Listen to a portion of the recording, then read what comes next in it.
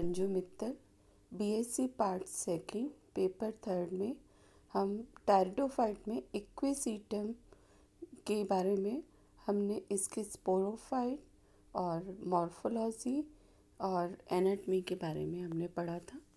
और अब हम उसकी गैमेटोफाइट स्टेज के बारे में डिस्कस करेंगे।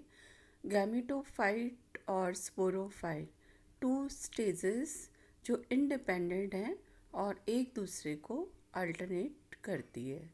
और गैमेटोफाइट हैप्लोइड है, अगुणित अवस्था होती है जो कि स्पोर्स के जर्मिनेशन के बाद में बनती है। और स्पोर का जब फॉर्मेशन होता है, ये इसकी बीजाणुधानी में जब बीजाणु बनते हैं उस समय इनके अंदर मियोसिस होता है, यानी कि अर्धगुणसूत्री विभाजन के समय इनके अंदर गुणसूत्रों की संख्या आधी रह जाती है। तो स्पोरोफाइट डिप्लॉइड अवस्था है और गैमेटोफाइट या ये युग्मकोभिद युग्मक बनाने वाली अवस्था जो है वो अगुणित अवस्था होती है। और ये बीजाणु हैं, ये बाहर आने के बाद में बीजाणुधानी के बाद में ये इनमें अंकुरित वो बहुत ही जल्दी हो जाते हैं। उनका जो टाइम है वो 1 से 48 आवर्स में ये जल्द ही ये जर्मिनेट हो जाते हैं। और इनमें किसी अनुकूल अवस्था मिलने पर ये इनके अंदर प्रथम विभाजन होता है, जिसके अंदर 2 अनइक्वल स्टेजेस बनती है। और अपर जहाँ पे सूडो इलेटस बाहर की जो लेयर है वो पेरिस्पोर से जो स्पून लाइक स्ट्रक्चर बनते हैं ये डिग्रेड हो जाते हैं, हट जाते हैं। और एंडोस्पोर है वो जर्मिनेट होके बाहर आता है और उससे बनता है। तो यानी कि ये एक्सोस्पोरिक है, स्पोर वॉल के बाहर थैलस बनता है। तो एक्सोस्पोरिक थैलस इसके अंदर बनता है। यहाँ पे अनइक्वल डिवीज़न होता है जिसमें एक स्मॉल और एक लार्ज सेल्स बनती है। जो लार्ज सेल है वो प्रोथैलियल सेल और स्मॉल सेल है वो राइजोडियल सेल। राइजोडियल सेल से इमीडिएटली एक यहाँ पे वो इलोंगेटेड होके राइजोइड बनाती है। और राइजोडियल सेल से जिससे कि इसको स्थापित कर सके और वाटर को अब्जॉर्ब करने का ये काम करती है। और अपर प्रोथैलियल सेल इनमें डिफरेंट डिवीजन्स से एक कुशन लाइक स्ट्रक्चर जो कि ज़मीन से सटा हुआ है उसके ऊपर, और अपर साइड में इसमें अपराइट ब्रांचेस निकलती हैं। और इनमें ये जो थैलस का एक्सपेंड होना या इनकी ग्रोथ के में एपिकल मेरिस्टेम जो कि इसके आगे के शिराओं पर ये प्रेजेंट होती है, इनके थ्रू ही इनके अंदर डिवीजन्स होके थैलस का निर्माण होता है।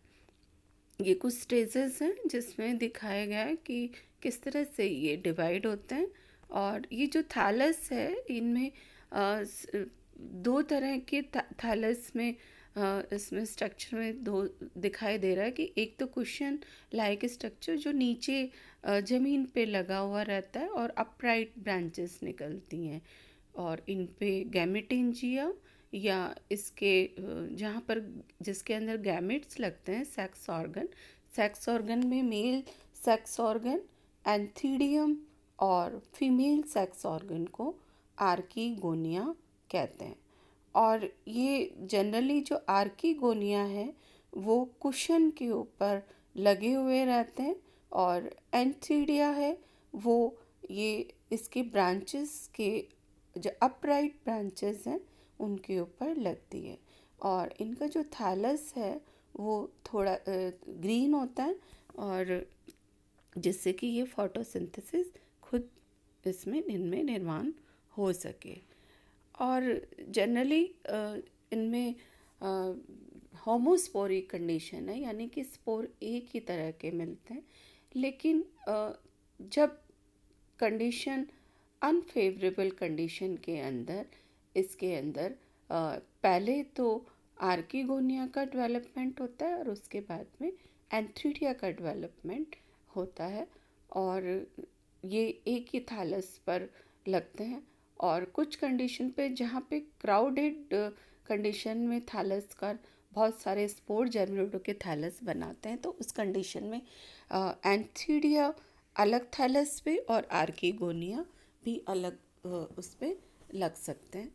तो ये एक तरह से एक फिजियोलॉजिकल उनमें पाई जाती है, जिसमें हेट्रोस्पोरी कंडीशन पाई जाती है, और नहीं तो ये एक ही थैलस पर एक ही स्पोर एक ही समान यहाँ पर बनते हैं।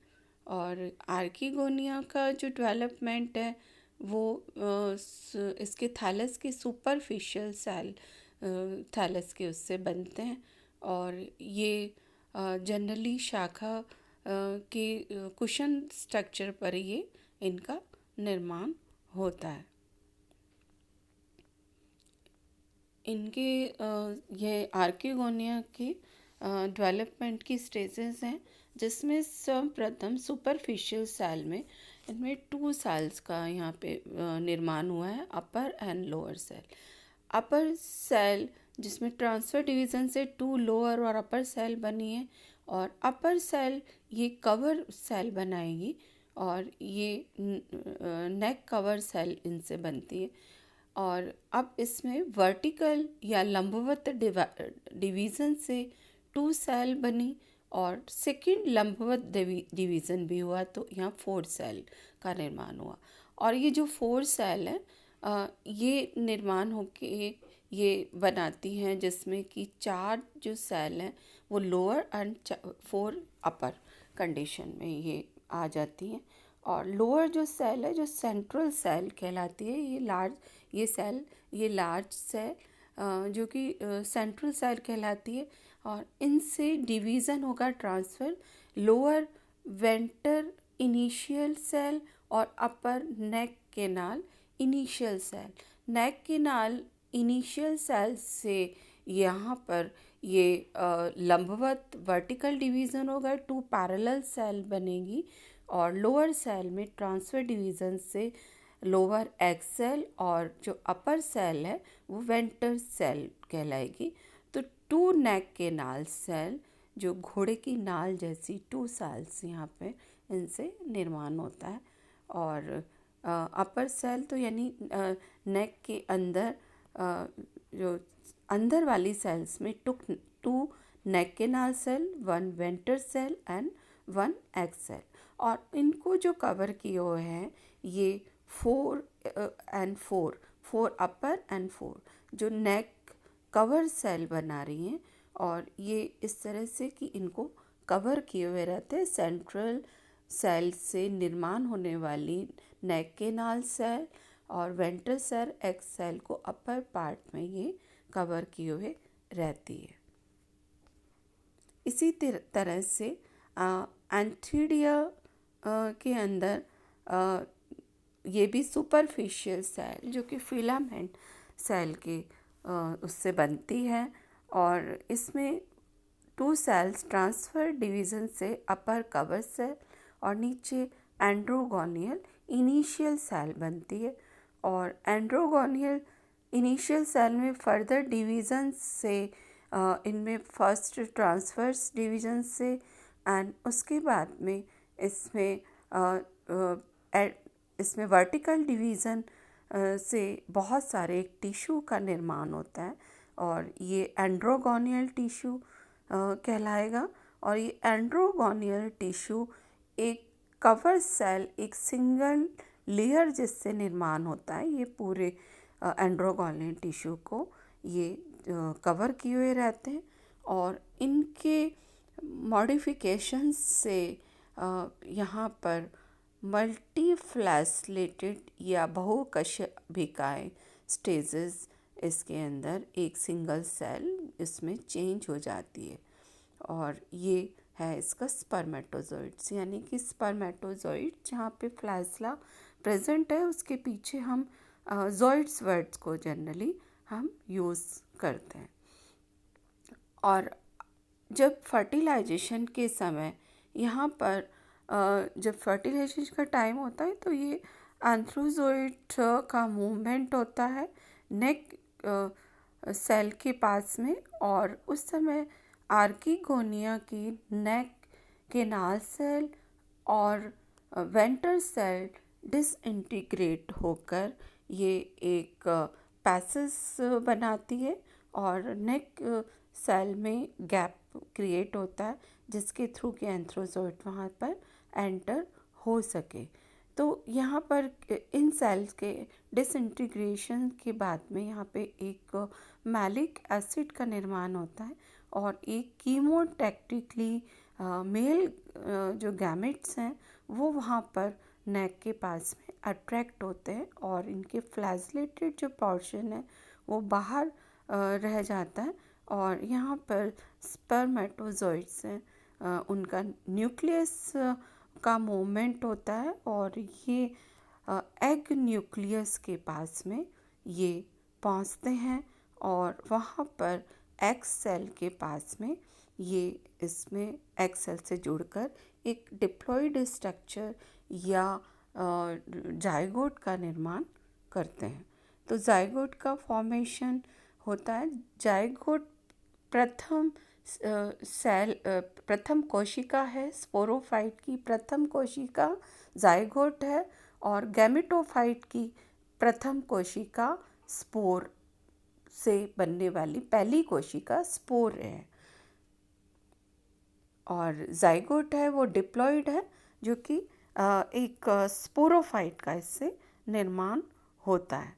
और ये इसमें जो प्रथम जो डिवीज़न है वो ट्रांसफ़र डिवीज़न ही होता है, और लेकिन यहाँ पे ट्रांसफ़र डिवीज़न से टू सेल एपीबेसल और हाइपोबेसल, एपीबेसल अपर सेल होती है और हाइपोबेसल लोअर सेल है, और लेकिन इनमें दोनों ही सेल यहाँ पर पार्टिसिपेट करती है एम्ब्रियो के निर्माण के समय।